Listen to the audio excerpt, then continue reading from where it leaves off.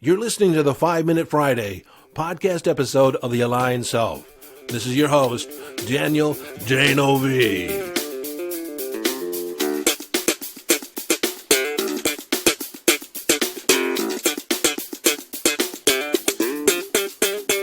Okay, 5-Minute Friday, a short and concise podcast episode of The Aligned Self, designed to leave you with a question, an idea, a strategy, a tip, a hack, in order to give you greater access to your conscious awareness, evolving your conscious awareness, or give you greater mastery over your mind. Hello, friend, and welcome into this 5-Minute Friday. I want to make you aware that I just uploaded a new course to my Vault of Wisdom, or the Wisdom Vault. That's my membership program, and the new course is called Accurate Thinking: How to Define and Redefine Your Map of Reality. At the center of the training, at the center of the course, is a mental model that will allow you to recapture lost information. This enhances your personal communication, your communication with yourself, also your interpersonal communication with those you love and others, the marketplace, the business. Clarifies, important aspects of communication. Because at a foundational level, all our experience is a result of our internal communication and our internal interpretation of the communication out there, getting it inside our head. So I'm offering the first module free for you to preview. And you can go to yesdaniel.com/courses, or just go to yesdaniel.com and there'll be a link there to access the vault. In addition to the course on accurate thinking, there's also my course, the Intuition Course, that so imaginative name, where I teach you how to access your intuition and learn to trust your inner signals, how to interpret your inner signals. There's also ongoing Q&As and trainings being added all the time. So by accessing these courses through the vault, it's the biggest bang for your buck. And if you didn't catch the link to access that free preview, the link is also in the show notes. So today on this 5-Minute Friday, I want to talk about limiting beliefs. Just what is a limiting belief? And frankly, this just came to my awareness that some people don't have a perspective or a grasp on what is a limiting belief or how it shows up in your life. So this is where I'm creating the distinction of limiting belief. Well, first, before we do that, let's talk about what a belief is. From my perspective, there is no such thing as a belief. It does not exist in time and space. You can't point to it on the wall, point to it on the floor, or pull it out of your pocket, or even pull it around in a wagon. There is no such thing as a belief. So a belief exists as an abstract concept of mind, yet it governs all your behavior.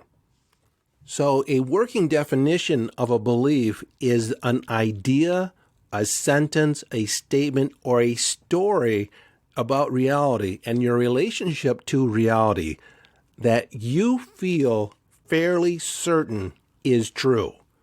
It's not necessarily true across the board. It is a personal acceptance as truth, because you can believe things to be true that other people don't believe to be true. So a belief is a very personal idea that you've accepted as true and and this is key, you have a feeling of certainty that it is true. There's about 7 or 8 ways that we form a belief, but I'll just say this, that most often a belief begins as simply an idea, a possibility that something is true about us or about reality. You could think of it as a hypothesis. And as we begin considering it as a possibility, we activate our other than conscious mind, our subconscious mind, and the reticular activating system takes effect. We begin sorting our environment and our experience for supporting evidence. Is this true or is it false? Most often, we start finding information or supporting evidence to support this hypothesis. And as we gather more and more evidence, we start to have this feeling of certainty that perhaps it is true. And then something happens in our experience, and it kind of locks that idea in. Oh my God, it is true. So our beliefs are kind of shaped along the way. They're chosen by us. We inherit them other ways. We model people in our environment, in our culture. We adopt them other than consciously, almost by osmosis. Some of them are implied.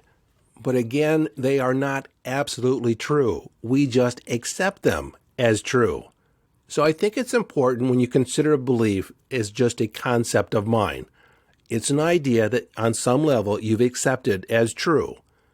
And so on one hand, if you can accept something as true, on the other hand, you can disqualify it or find contrary evidence and weaken that certainty. Once you start creating doubt around a belief, around an idea, and whether or not it's true, you begin to loosen its hold on you. And sometimes, when I've taught firewalking, just the act of firewalking rewrites a multitude of beliefs, because if you can walk on fire, that means a whole bunch of beliefs you think about yourself just aren't true. And other people have, life-altering events that suddenly throws something in their face that if that's true, if that's showing up, then aspects they thought about their life, aspects they thought about themselves and other people can't be true. And so sometimes there's these crises of confidence when what we thought was true, we're suddenly aware it isn't true. And now we have to formulate a new belief system, a new sense of idea. Well, I'm going down a tangent, and I really just wanted to clarify what a limiting belief is. So a limiting belief is any idea, story that you have that gets in the way or stops you from fulfilling on an intention that you set out for yourself. Anything that creates doubt is a limiting belief. The flip side of that is a belief that says you can be, do, have anything you want, period.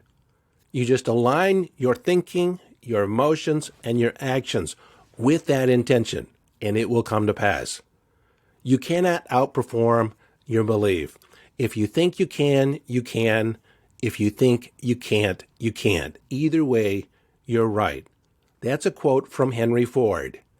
So a belief is any idea that you have a sense of certainty is true. And a limiting belief is any idea or story that you tell yourself that stops you from making progress on your goals, outcomes, and intentions.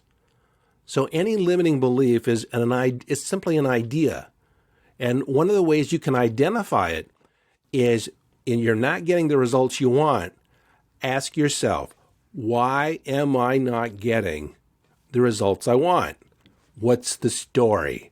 How do you explain why it is the way it is? What belief is there? It can be a variety of things. But we have limiting beliefs about how much we can do, our capacity, how much we can make, how much is possible, are we lovable, what stops us? What stops us from being anything we want? There's an idea somewhere in there that limits you.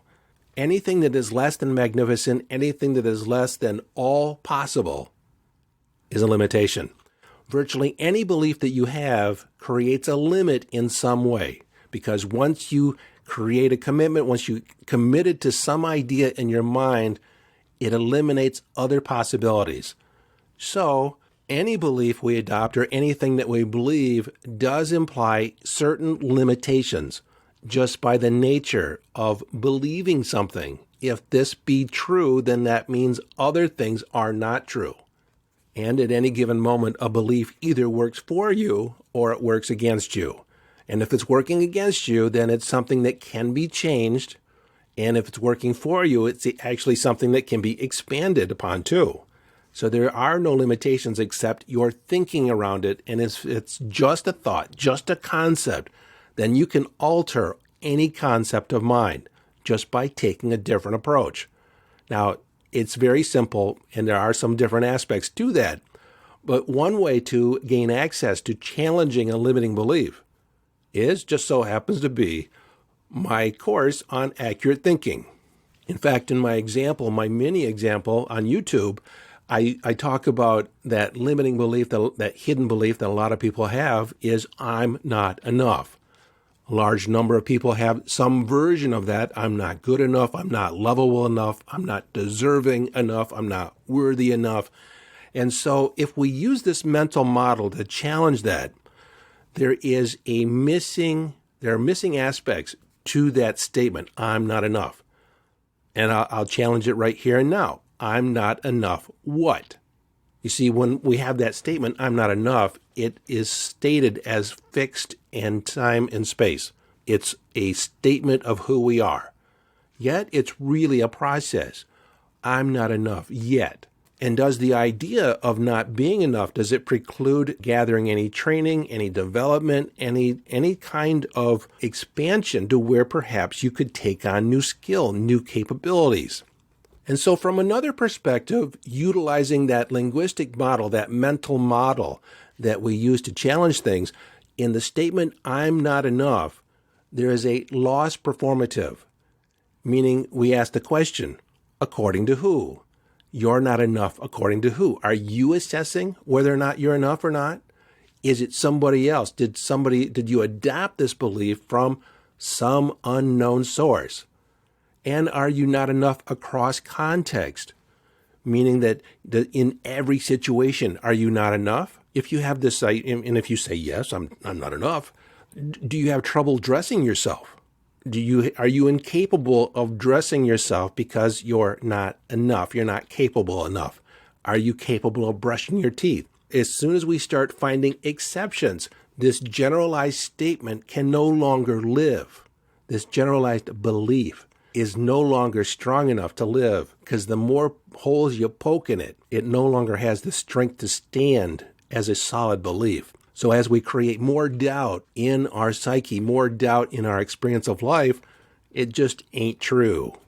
But most people never challenge the statement. They just, I'm not enough.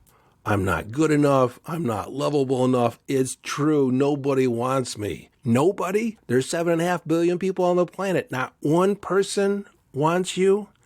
See, the moment we can find an exception to the rule, it's no longer a law. It's no longer a rule that holds any weight. It has no credibility. So that's it for this distinction on limiting belief and my reintroduction to the Wisdom Vault. I hope you check out the introductory lesson. It'll explain a lot of different aspects of how we create reality, how we reinforce it, and how we kind of forge a map that just ain't accurate. And so in the journey of creating conscious awareness, we want to have the most accurate map of reality that we can gather, wouldn't you say? Well, until next time, this is your friend and host, Daniel Danovi, urging you to follow your bliss, live your life from inner signals, be inner directed, as you engage in the epic adventure.